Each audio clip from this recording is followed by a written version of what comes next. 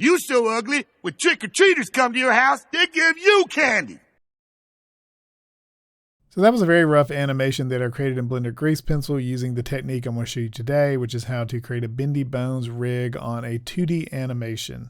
I've seen this setup used on a lot of 3D animations, but I haven't really seen it applied to a grease pencil object, so I wanted to show you how to do that today. And again, this is a bendy bones. You may also hear it described as a rubber hose, and what that means is kind of a flowy animation technique rather than an articulated animation where you might bend at the shoulder and the elbow and the wrist. So if you're looking for that kind of animation technique in Blender Grease Pencil, hopefully you found this video helpful. If so, please like and subscribe, and let's get started. So if you're opening Blender for the first time, this is what you'll see, and I would just click on 2D animation here, and I'm not using any special add-ons or anything. So if you're using the latest version like I am, which is 4.5.3, we should be looking at the same thing and have the same functionality. So I'm going to bring in my drawing, and this was completely created in Blender Grease Pencil. I didn't use any outside assets. So if you look to the left at the outlier, you can see I've got this broken up, so all of his body parts are separate. So I want to focus on the left arm. And before I get started, I want to mention I've got a lot of geometry on this arm. So I've got it currently selected. You can see how it's outlined in yellow. If I go to Object Mode and Edit, you can see how many vertexes I have here.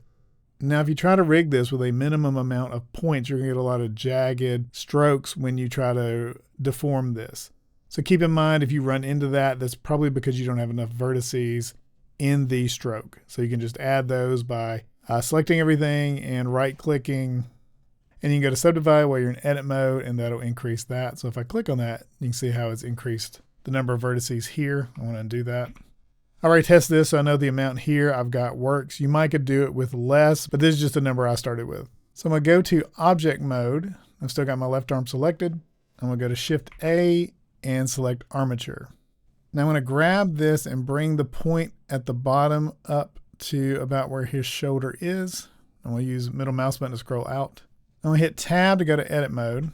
I'm going to grab this top ball up here at the smaller part. I'm going to hit G and bring that down. I can hit Z if I want to constrain to the Z axis and see how that locked in. I'm going to click to let go. I've still got that selected, so I'm going to hit E to extrude that. I'll hit Z again to constrain the Z axis, bring that down. I'll hit E again and then Z and bring it down just a little bit more. And now you can see I have 3 bones. One small one here, one large one, and one small one. I may grab this one and bring it down just a little bit more. Now I'm going to go back to object mode, and you can see I've got all 3 bones selected because I've got armature selected over here. I want to click on the data properties for that armature. And in viewport display, I'm going to click on in front, and that ensures the bone is always in front of our assets. Now I don't want this to be a traditional bone. I want it to be a bendy bone. So under viewport display again, where it says display as, I want to choose bendy bone.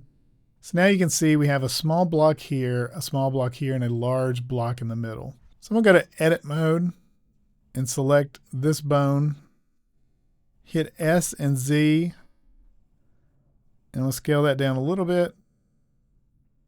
I'm going to click on this one, scale it down a little bit. And on this one, I'm going to click it, hit G to grab it and bring that down. So now he kind of covers most of his arm. Now I'm going to click on that middle one. You can see it's selected because it's in yellow. I'm going to go to the bone properties, click on that, and you see here's the segments for my bendy bone. So right now it wouldn't bend at all because there's no segments there. So I'm going to increase this to 24. You can either left click and drag to do that, or you can click in there and type in 24. Now hit enter. So the middle segment is where the bending is going to occur. What this bottom block here is, it's going to be a target. So as I drag that around, the rest of this will follow. But to do that, I need it separated because right now it's all connected. So with that selected, I'm going to hit Alt-P on my keyboard, and that's going to clear the parent. So that's going to separate it from the bones above it. So now if I hit G, you can see I can drag that around without affecting anything else. Hit Control-Z to undo that. Now right now, those 2 bones, now that it's separated, aren't connected to it. So I need to fix that. So I'm going to click on the middle one again. You can see that's selected. I'm going to go to pose mode up here. So left click pose mode. Now I've got a new panel here. I can click on bone constraints. And I'll select stretch 2. Now what this is going to do is when I grab that target bone at the bottom and pull that around, the segments of the second bone will follow it and they will stretch out to continue to follow it. So it's not restricted to the length of the arm, it will stretch the arm out. So with the stretch 2, I'm going to click on target and choose the armature. And then for bone, I'm going to click on that and choose bone 2, which is this bottom bone. So now while I'm in pose mode, if I click that bottom bone to select it, I can hit G to grab it. And you can see how that looks. So it's going to continue stretching with it. Hit undo. Now if I do that again, you can see that target bone's not moving with it. Like it's not taking on the same direction. So I'm going to undo that. I'm going to click on bone, and then we'll scroll down, and I need to select the middle one again. And we'll click on start handle and choose absolute, which says it uses the position of the specified bone to compute the handle, which is what I want. So I'm going to choose bone, which is the top bone, this little block up here. And for the end handle, I'm going to choose absolute again. And for that bone, I'm going to click 0.002. So now if I click on that bottom bone and hit G, you can see the bottom bone is kind of moving with it in the same direction. It's kind of curving over to it. So if I hit R to rotate it, everything moves along together. Hit Control Z to undo that. So now I need to attach it to my arm. I'm going to go to Object Mode. And I'm going to parent these. And when you're parenting, you want to select everything that goes beneath the parent first. I only have one at this point. So I can click the arm. You can see that's selected. I'll hold Shift and click the armature. And then I'm going to hit Control P. And I'm going to choose Armature Deform with Automatic Weights. Now if I go back to pose mode, I can select that bottom bone, grab it, and now you can see the arm's going with it. Now it's hard to see here because the armature is in front of it, but if I click render, you can see the arm is moving with it. Now you'll see the problem now is the hand isn't connected.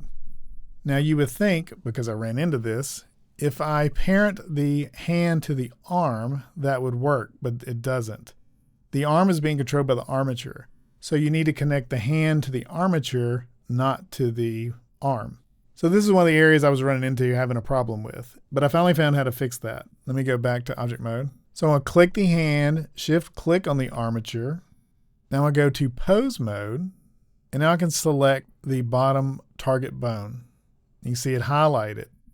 Now I can hit Control P, and I can choose bone because I've selected that specific bone from the armature. And since I'm in pose mode, I can click on that bone, hit G, and now you can see the hands following with that target. So as I rotate that target bone, the hand rotates with it. So then if I go to render, you can see how that looks.